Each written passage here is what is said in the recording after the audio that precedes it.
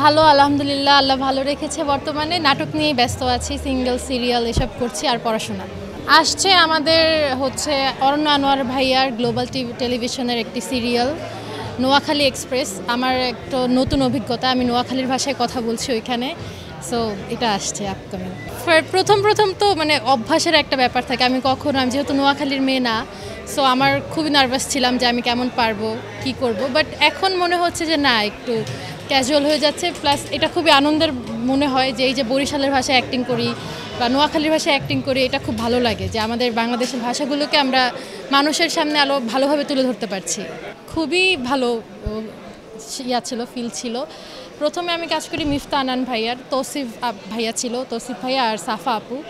So তখন আমি এমনিও ছোট ছিলাম, আমার খুবই মানে এত এক্সাইটেড ছিলাম যে আমি তৌসিফ ভাইয়াকে গিয়ে দেখবো সামনাসামনি, মানে এত এক্সাইটেড ছিলাম। আমার মনে হয় আমি কখনো আমার লাইফে এমন এক্সাইটেড হয়েছি।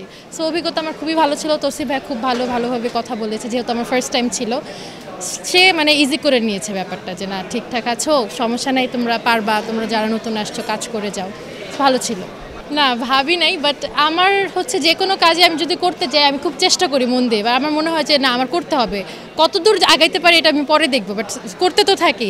তো আমি সবাইকে এটাই বলবো যে সবাই চেষ্টা করুক, চেষ্টা করলে আল্লাহ কিছু না কিছু তোমাকে দিবেই। সো আমি যদি চেষ্টা না করতাম হয়তো আমি এ পর্যন্ত আসতে পারতাম না। যেহেতু চেষ্টা করেছি, এসেছি। আমার নিলয় ভাইয়ার নাফ এন্টারটেনমেন্ট থেকে একটি নাটক ছিল চাচা ভাতিজা জিন্দাবাদ। সো ওই নাটকটা থেকে আমার খুব ভালো একটা ফিডব্যাক আসে। সত্যিকারের তো আর মায়ের খাওয়া হয় না, বাট মাঝে মাঝে মনে হয় যে দু একটা লেগে যায়, অনেক ব্যথা লাগে। কেউ কার বউকে মারবেন না প্লিজ। নীলা ভাইয়ের সাথে কাজ করে আমার সবসময় খুব মজা লাগে। আমরা একদম ফ্যামিলির মতো কাজ করি, আর ভাই এত দুষ্ট।